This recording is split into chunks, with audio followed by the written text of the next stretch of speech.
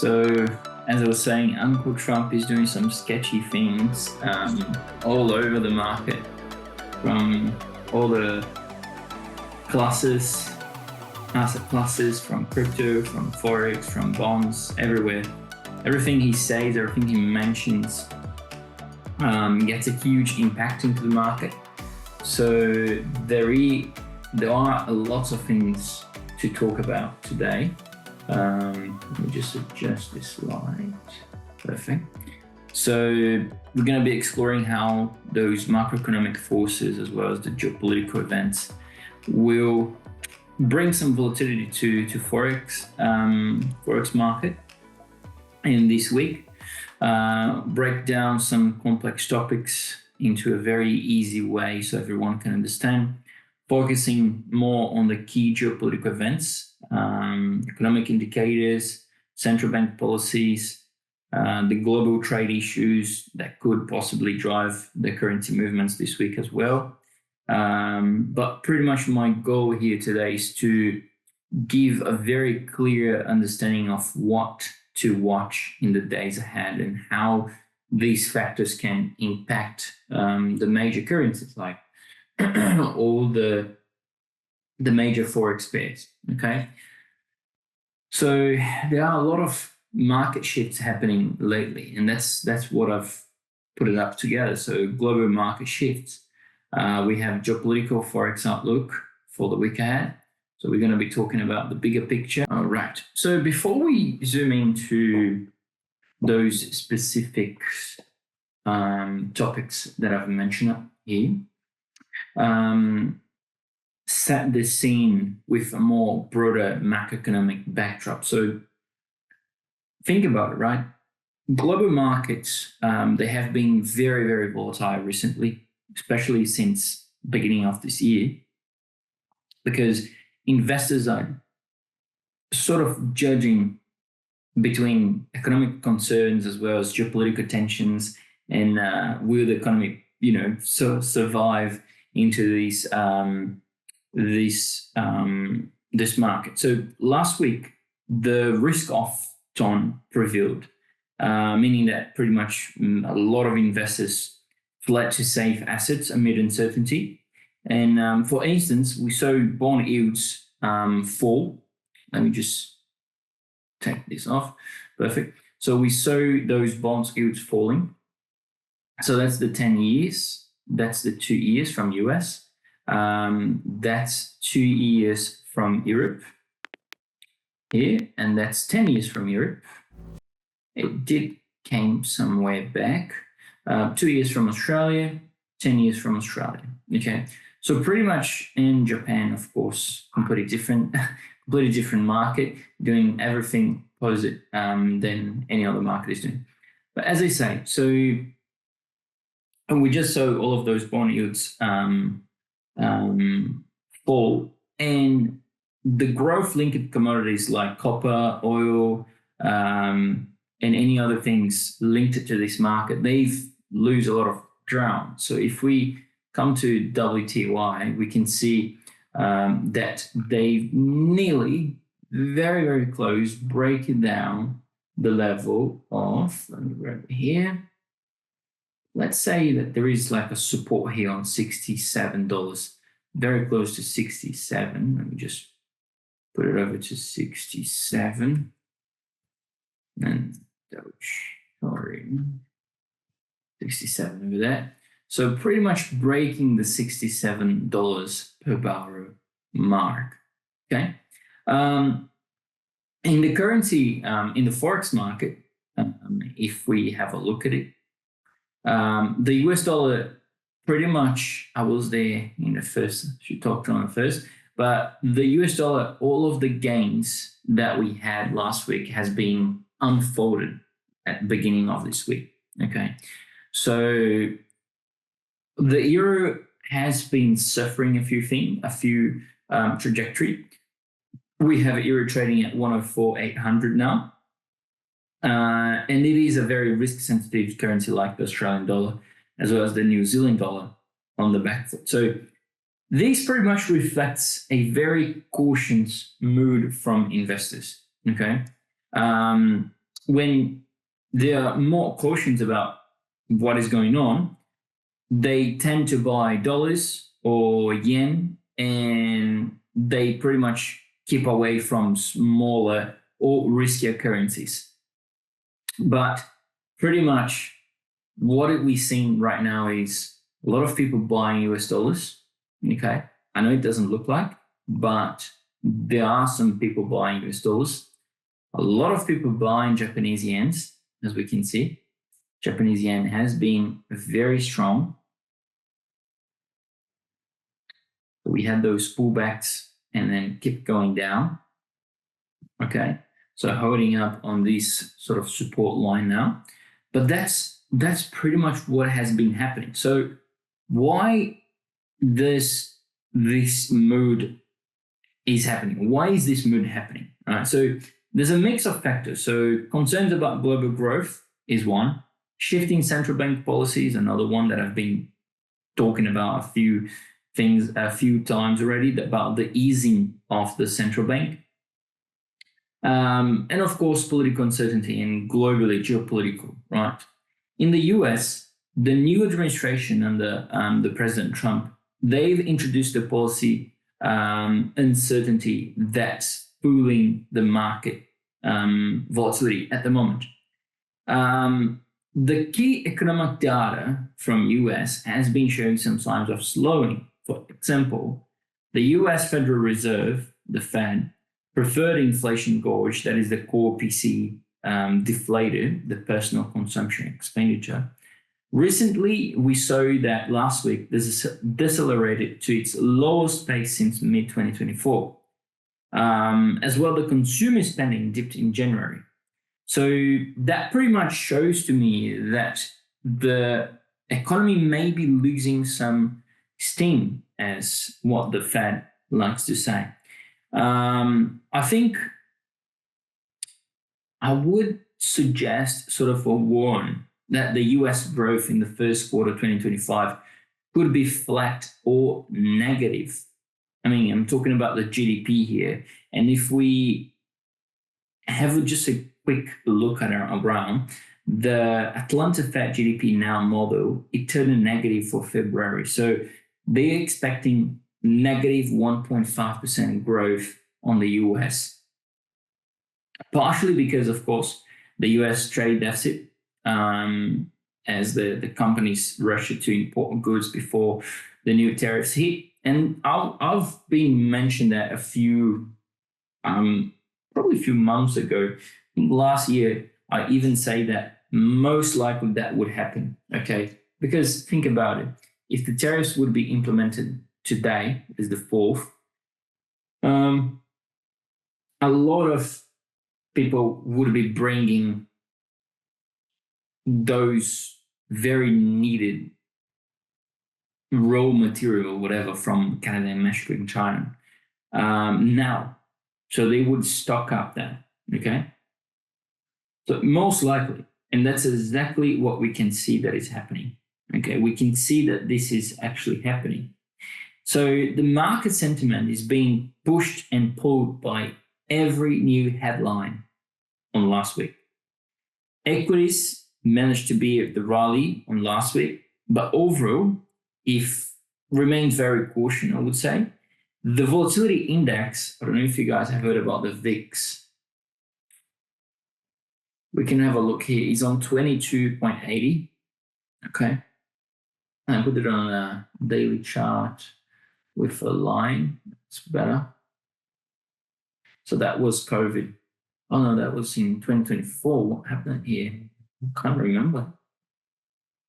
So that was COVID. This part here. Oh, wow. Okay, interesting. Anyway, so the VIX measures the risk, how the market is afraid or not about some classes of assets. It did came down. Okay, so if we see on 2025, it opened up pretty much on a high, and then it came down all the way here in January, and now it's pushing back up. So VIX tends to be a middle term of 24, okay? Majority of the time is somewhere around here, 23, 24.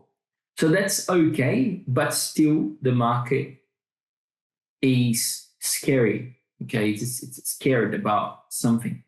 And these things, those spikes here, you can most understand as like headlines being pushed on the market.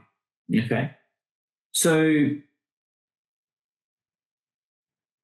but everyone knows that this could jump again like to 30, 40 in a very, very short term. Okay, but anyways, so just trying to paint the picture and show you guys that it is a very hard market at the moment. It's not an easy market. And it is very different, very, very different from what we had in last year. Last year we had Biden. Well, not only last year, but the last couple of years was much different, all right? Last year we started the monetary policy easing cycle. So we started the easing cycle from central banks as well.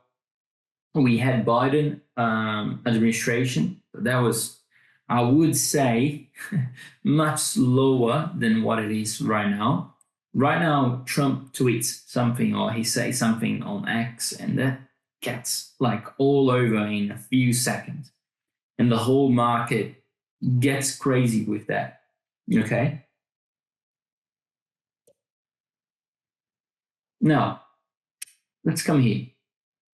Global macro overview, the big picture economic and market conditions setting the stage. So that's pretty much what is going on. So one major geopolitical flashpoint influencing the markets is the ongoing conflict in Ukraine. But why is that?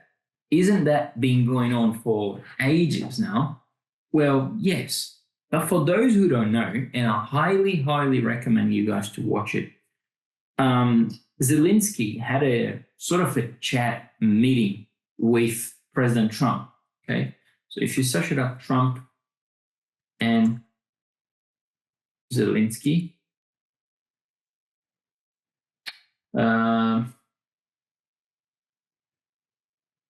this one here.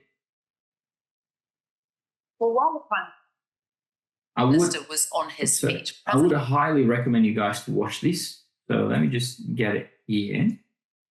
Sorry, not this one. Full interview. There you go. So I think we can see this one here. So I would recommend you guys to watch this video. I know it's a big one. I'm sending on the chat.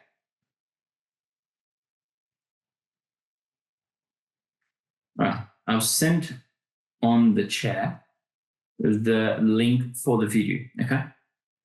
So for those who don't know, they had this meeting. All right. So pretty much the whole market is hoping for a resolution from the Ukraine-Russia war, because that's all about what Trump wants to do. He wants to end it up with this and make business with them. Of course, there are some, lots of thinking about of what Trump really wants. But let's take it easy and just think as a normal person. He wants to end it up with he don't want to start the World War III. That's what he doesn't want. He doesn't want to start the World War III. Let me put in these words. So for this reason, he's stopping Russia and Ukraine. He had a chat with Putin, and Putin is like, yeah, I don't mind. Should be fine for me. Well, on the other side, Zelensky is much like, I don't want to stop. I need to go forward. And what about if they don't cease fire? What about if we sign everything here and then I go there and they don't cease the fire? What will happen? You know what I mean? So that's exactly what Zelensky is pretty much saying. And this is moving the market. So Trump was like, well, looks like there's no business here. Okay. Anyways. So that's pretty much what is happening around the world. So, but why does this matter for currencies? Well, wars and geopolitical tensions, they can like have a huge effect onto flight to safety flows. Okay, we call this the FTSF, so the flight to safety flows, because the investors, the big investors, they tend to buy currency perceiving as a safe haven. Typically, the Japanese yen, as we all know, the Swiss franc, and often the US dollar. So while they are selling like risk assets. And that's maybe another sort of, I would say, reason why Bitcoin is falling so much. I don't want to touch much on this topic because I'm not a Bitcoin expert, whatever you want to call it. Let me just move it down to candles. And I don't know, one out. But yeah, so I'm not a Bitcoin expert, but we had this huge move down and now a huge move up and then huge move down again. So from top to the bottom, we had like 21% down. From the bottom to the top, we had pretty much 21% up. From the top to the bottom again, we had a drop of 13%. So it's a bit of a crazy market, I would say. But anyway, so they tend to sell those types of risk assets and they tend to buy currency, they tend to buy bonds and treasuries and T-bills and all of these things. So, for example, we already seen these dynamics during the past crisis. I think everyone sort of knows it. I'm just trying to go over again. But for example, like when early Russia and Ukraine were escalating the tensions, the yen strengthened very, very sharply because the investors thought that would happen something, and then they move all the money to the safety, and that caused the USD to fall. So if we go here, now let me show you guys. I don't know if I'm going to have the sufficient data for that, but I can't even remember when did Russia invade Ukraine. 24th February 2022. Wow, that's a long time. There we go.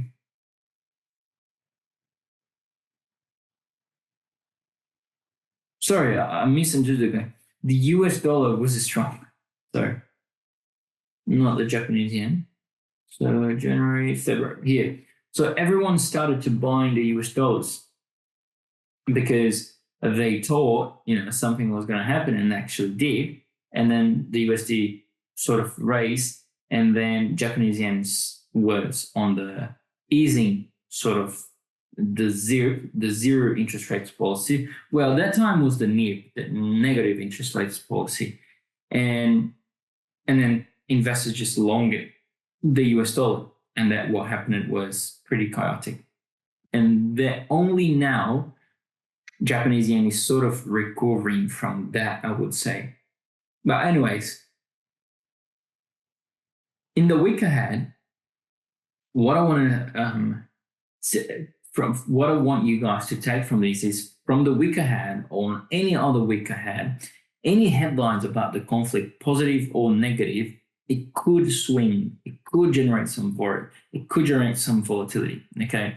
If it were to see a surprise breakthrough towards peace, for example, renewed negotiations or temporary truce, we might expect risk-on reaction. So investors would likely rotate out of safe havens like the CHF, US dollar, and into growth-sensitive currencies or regional ones like the euro. So the euro would be very stronger.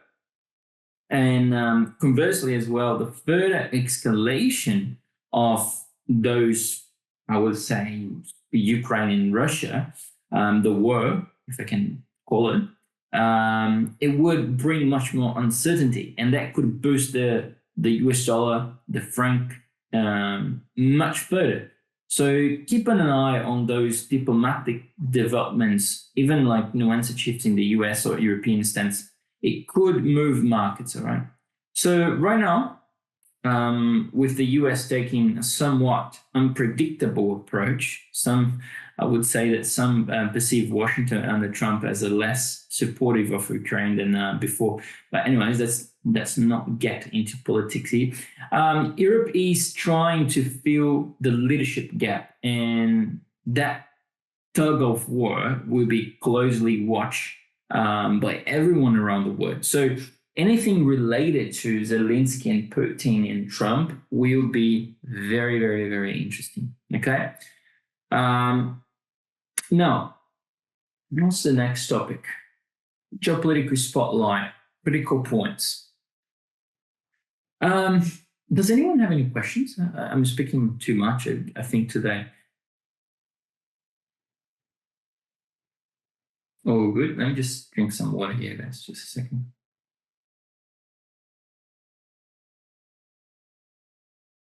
All right, perfect. Take this off. Just come back to... Actually, just let's have a break here. What do you guys think about Bitcoin? I'm not much on a big Bitcoin trader. I don't trade much. But basically, what do you guys think? Do you guys believe on a potential down, up? How are you guys watching Bitcoin? I want to have this interaction with everyone. Because look at how is it going, right? We have these huge moves down. Let's go for maybe 15 minutes. So we have those consolidations, and then we have a huge move up, and then small consolidations, and it goes like that. I think it can possibly become around, it can possibly come to retest the 80,000 area. Oopsie. The 80,000 area, I think. And if it breaks through the 80,000, then we're going to be looking at a like 70,000. Okay, but that's like my, I'm not a trader of Bitcoin, so I don't know much about it. But from what I've been listening and what I've been studying, Bitcoin has some very cool correlation with NASDAQ. So if I just put NASDAQ on top of the scale here, I was actually studying that yesterday. So NASDAQ is on, I would say pink, purple, whatever. I think that's pink. And Bitcoin is on blue. So it's not 100% correlated, of course, but you can sort of see like NASDAQ goes up, Bitcoin goes up and then down and then down. And up, down, down. Up, down, up, down, up, down, and then it goes like that. So there is a bit of correlation between these. And the next thing that I was looking at, and I was sort of like, oh, okay, that's interesting. If we go to Polymarket, Trump, Bitcoin, 100 days. So if we click on this guy here, will Trump create Bitcoin reserve in the first 100 days of being in power? So on the 21st of November, it was 45% chance. So everyone was believing on it. And then it had a huge fall all the way to December 4th. If we look here, right, November 21st,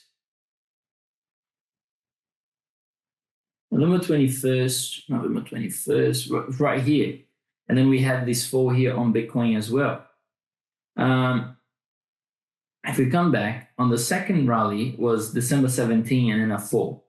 If we go here, we can just come to December 17 right here and then a fall, right? And then the third biggest drop was on the January 20. Was it? Yeah, January 20. So we come here, January 20, and then we see a huge drop. And then just now we had this massive up move. And then here we have this massive move up, massive move up, up move. So there is some, I would say, first and second and maybe third sort of correlation. But Bitcoin looks very, very, very, very interesting to be looking at 80,000 and maybe 70,000, okay? Maybe it's coming down to this area again. Who knows, okay? Again, not a big trader on Bitcoin, but let's see how it goes. Anyways, coming back. Let me take off this, put into candles. Wow, it's perfect. So another geopolitical dimension is the US domestic politics. So it has been spilling over some of its, I would say, inside thing to outside. We had the November election into 6th of November when Trump was elected. And he has introduced new policy agendas that are keeping investors very, very busy at the moment. So notably, the administration stance is, from what we know, it's more a protectionist and sometimes very unpredictable, I would say. And that will continue to inject a lot of volatility into the market. For instance, the President Trump has been vocal on everything from tariffs, which we will discuss very short if we have some time, or even cryptocurrencies in recent days.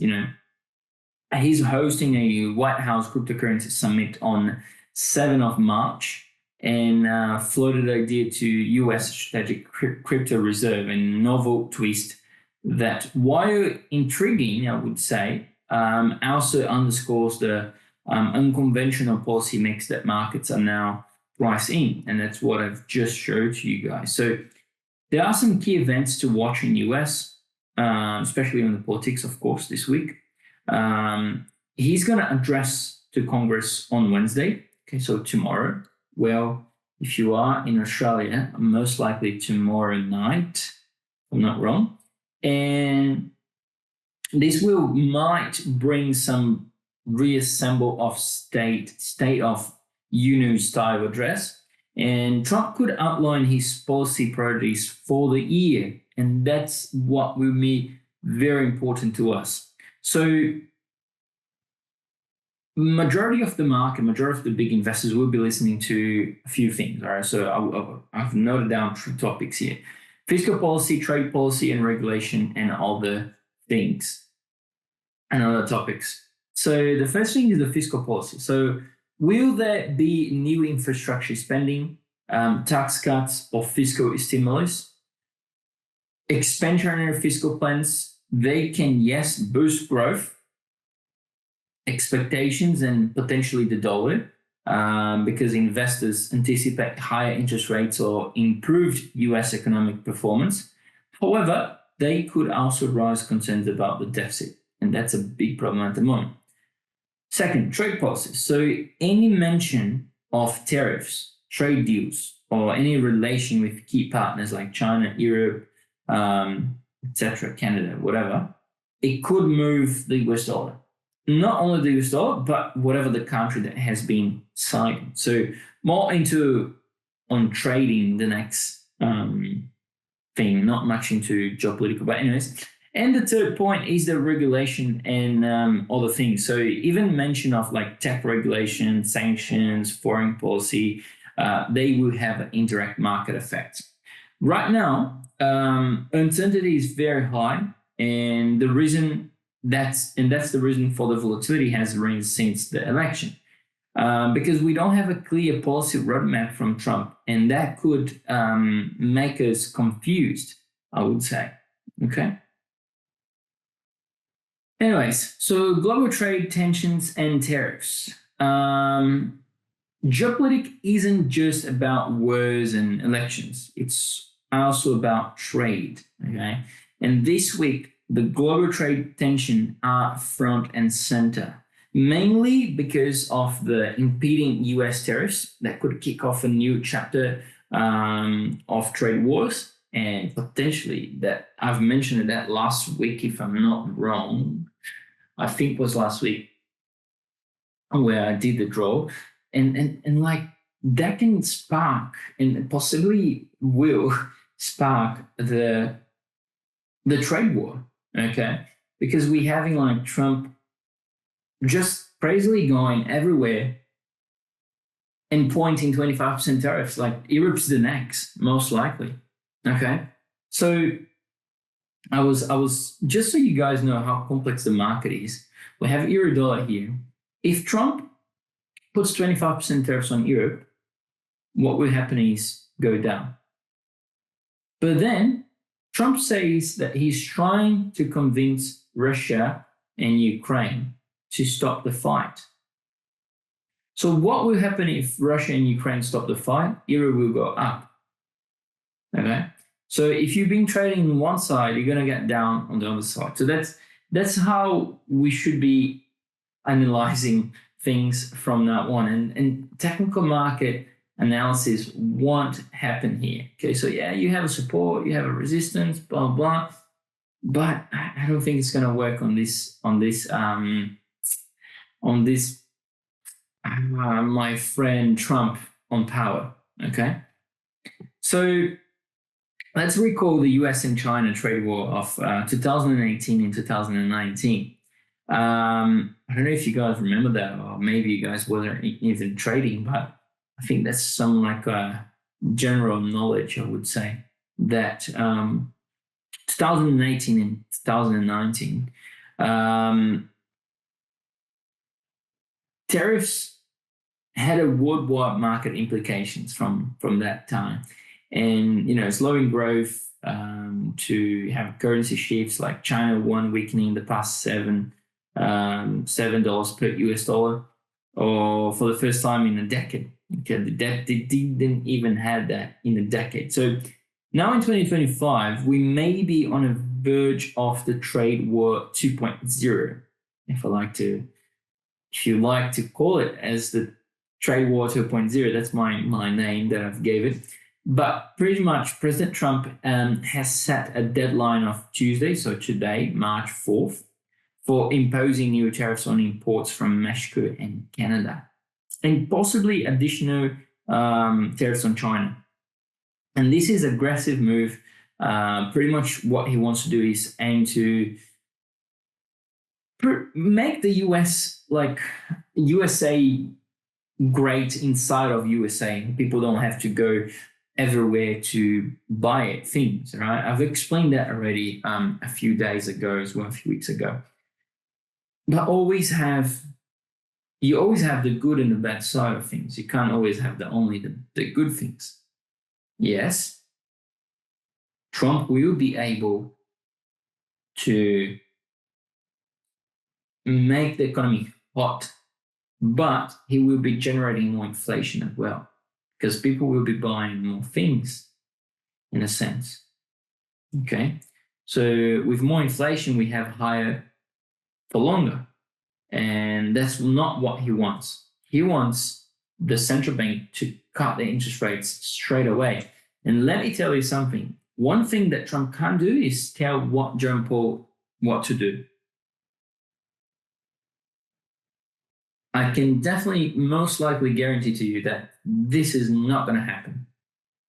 Trump go to the central bank and sort of point his finger to Jerome Powell and say, look, man, I want you to put the rates down now. It won't happen.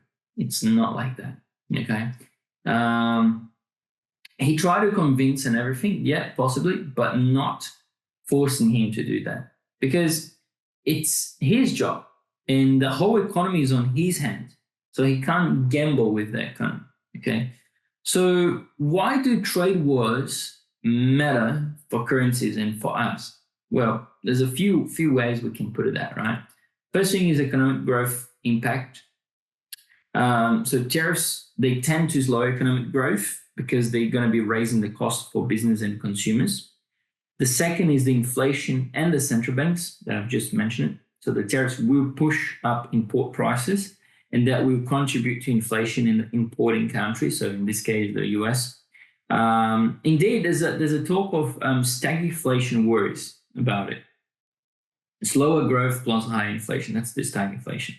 So the University of Michigan surveys recently showed a long-term US inflation expectation ticking up, partially due because the tariffs, the new tariffs implemented from Trump, which is, settled today.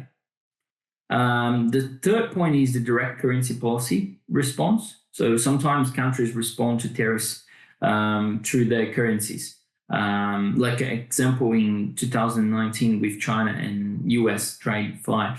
China's central bank let the yuan weaken beyond the key 7 per dollar because a cheaper one would help offset the tariffs impact by making the Chinese exports less expensive in the dollar terms.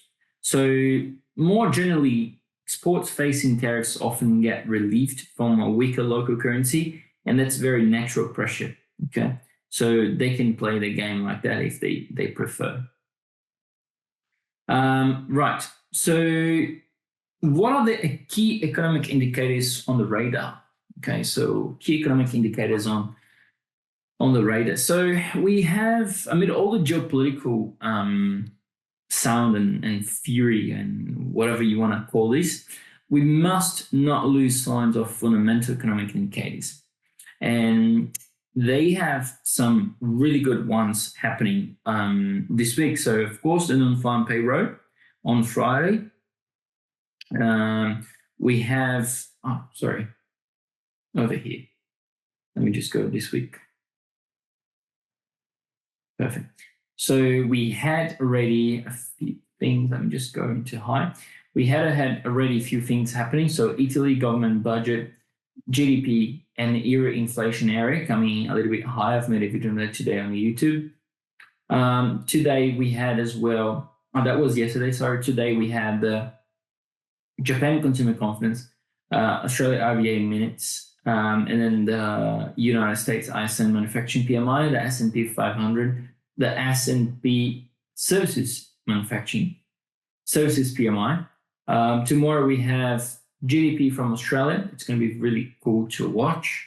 Thursday we have ISM services for US. But what's most important is the ECB, of course, and the non-farm payroll. Okay. In my opinion, most likely we're going to be having inflation. Well, the inflation in Europe's past its peak, but still above the 2%, as we saw. The core inflation has been sticky, and the ECB dilemma is by balancing inflation versus growth. Europe growth is quite weak, I would say, but some countries narrowly avoid a recession to end of 2024, and business service has been tipping. But for instance, the latest PMI, the Purchasing Manager Index from Europe, in major economies, they were below the 50, the threshold between the expansion and contraction. I've mentioned that already a few weeks ago. So if the CPI came like a little bit higher than what we were expecting, 2.3, what came up to be 2.4, it is signaling caution for me. Okay, possibly that's the next reason why we had this bump on the euro here, and I'm very excited to see what Lagarde will say on the press conference about the euro.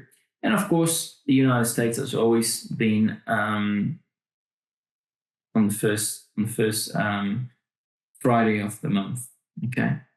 Now, the central bank policies and signals. So the European Central Bank decision will be the most important thing, I would say, for this week. Okay.